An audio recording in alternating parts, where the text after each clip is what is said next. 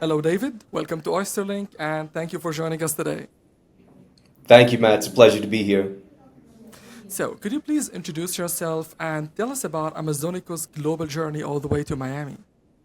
Certainly. My name is David McIntyre. I'm the Chief Operating Officer of a company called Dream International. Dream International is the holding company for several verticals, one of which is Grupo Paraguas, which is the founder of Amazonico, the Amazonico brand. Amazonico was formed in 2016 in Madrid under the stewardship of its current owners, Sandro Silva and Marta Seco. They developed this concept, which is a fusion of different cuisines from the Amazon River Basin. So you've multiple countries through which the Amazon River flows, its tributaries, all the way down to its outlet into the ocean. And it has, I think, passes through 6 different countries. And so the opportunity for introducing different cuisines and different experiences all exists along that journey of the Amazon River. So starting in 2016 in Madrid, Dream International partnered with the founders in 2017, and we began our journey together there.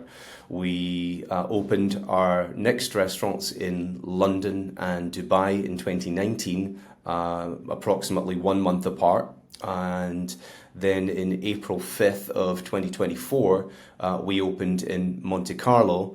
And now we are ready for the next step of our evolution, which is our first flagship in North America in Miami. In terms of the concept, conceptually, it's a destination for nightlife and for dining. We offer multiple experiences across multiple floors, and that gives us an opportunity to keep our guests in the property after they've made a reservation. So they can enjoy live music 7 days a week downstairs in a white tablecloth environment. And then they can head upstairs to our second floor, which is a little bit more energy. It has a DJ, a percussionist. It goes a little bit later at night. It offers bottle service. It offers a full sushi counter. And then later on in the evening, should they so choose, we can invite customers upstairs to our Ultra Lounge, which is a quite unique facility in the neighborhood of Brickell in Miami. Very high energy and luxury hospitality service. Then, given this complexity of the multi-level venue, then what kind of operational challenges do you face? Well, ironically, the biggest challenge that we face is our biggest asset. Our vertical circulation is a feature of the building, and it's become the de facto Instagram moment because it's so beautifully designed. With a three-dimensional tile around the outside and a mirrored surface on the inside. And so that becomes the de facto place where people take their Instagram shot. And obviously that lends itself to greater social media exposure. That being said, it's also the primary route of traffic for our customers between the ground floor and the lounge on the second floor. In terms of the other operational challenges, we serve food from our main kitchen up to the second floor, and we serve bites on our third floor terrace. So we have an army of runners that are constantly moving food up and down through the venue. And obviously, our principal purpose is to get our food there as quickly as possible, as hot as possible, and that requires us to employ an army of people just to deliver the food across all 3 levels.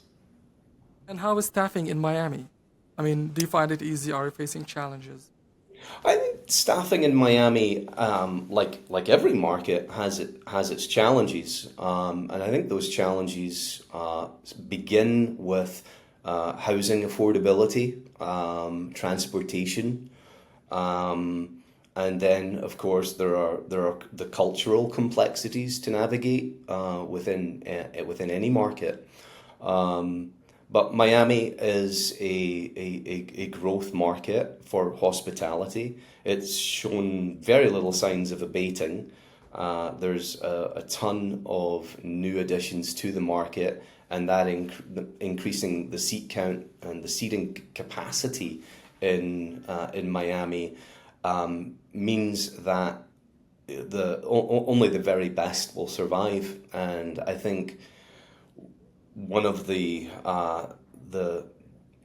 focuses for our group is to ensure that our staff are well trained, focused on our vision of hospitality, and are well taken care of, well compensated, so that we don't experience the same level of turnover as they might in other locations.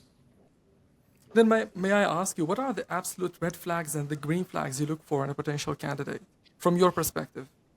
We use a lot of behavioral questions when we interview our staff, our managers, and our line level employees.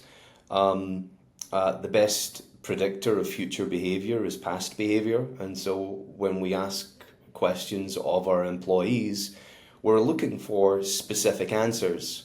The question might be, give me an example of a time when you satisfied a guest. And if the employee or the interviewee answers with a hypothetical, it means they don't really potentially don't have a grasp of what that is, what that achievement is.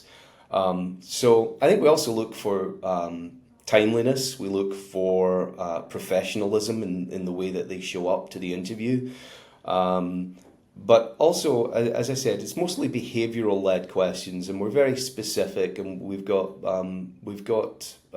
answers that we're looking for. If we ask for an example, it's incredibly important that the interviewee is able to clearly articulate a time that they did an actual thing, not a hypothetical of a moment. I think the other thing that I would suggest is we want employees that don't use buzzwords, that they're genuine, they're authentic. They admit to when a competency isn't there, and they express a desire and a willingness to learn and be taught. I think the other thing that we look out for is evasiveness when they're answering questions. So again, you're looking for that past behavior and their understanding of how it contributes to their holistic abilities for the position. Yep. And based on that, what's your one advice for someone interested in getting a job at Amazonico Miami? Number one advice. Number one advice: come prepared. Do your homework, understand what the concept is, and study what we are, who we are, what we represent, and come prepared to talk about yourself and your goals, your aspirations, and how you see that as a potential fit for our company. Fair enough. Then let me ask you, a few weeks ago you had your grand opening in Miami. Yes, we did. Yeah. Yep. And what's your own, let's say, metric for a successful opening? When you said you've been working in these openings since 2016. So when do you say we had a successful opening? Well, it's a good question, and I think the answer is multi-tiered. There's the physical metrics, which are obviously how many covers did you do, what was the spend per head, what was the table turn time, how long did customers wait for a table, all of which are those are fairly strong physical metrics that we track through all of our various systems, right? And whether that's our POS, our CRM, our table management system, those are all important. But I think the qualitative metrics are just as important. During our first day of live service, we're going to be checking to see where there was congestion. We're going to be checking to see which items came out of the kitchen slow, that lagged on delivery. Do we need to retool the menu so that that doesn't happen going forward? Was there the right level of communication between our front of house, our back of house, our door staff and the floor staff? And I think a lot of that is, so that's the qualitative side. And then, as I said, the quantitative is output from your various systems. And then, of course, your output from the customer feedback, right? What have they said to us? What I said about us online? How quickly does our Instagram followers, how quickly has that number increased over the last week or so? I mean, one day doesn't really give you a lot of data, but it's a starting point, and we use all the metrics available to us in order to form the right corrective action, the right decisions to make the operation better and to make the product better and to build community within our market, right? We want our customers to feel welcomed, and we only do that when we understand them and we understand what their needs are. Right. And what's next then for Amazonico? I mean, what's next after Miami? Are there any plans in place? Or? Yeah. I mean, there are several. For the Grupo Paraguas brand, let's start with that. We are opening a small hotel, a large facility that's mostly food and beverage led in Madrid at the Metropolis in November of this year. Has 19 suites, 5 restaurants, and that'll happen before the end of this year. Moving forward, one of the brands in Grupo Paraguas that we will be evolving is Quintin Ultramarinos, which is a 3-meal-a-day restaurant concept, neighborhood restaurant concept that we've had quite a lot of interest in here in the United States.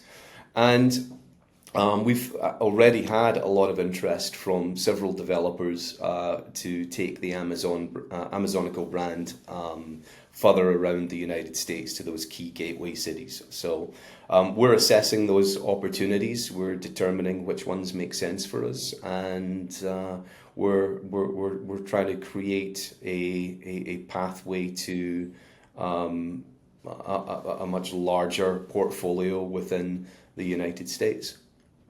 Amazing. Thank you so much, David. All the best for whatever plans you have and for Amazonico Miami. And thank you for dedicating your time today. Not at all. It's a real pleasure. Thank you.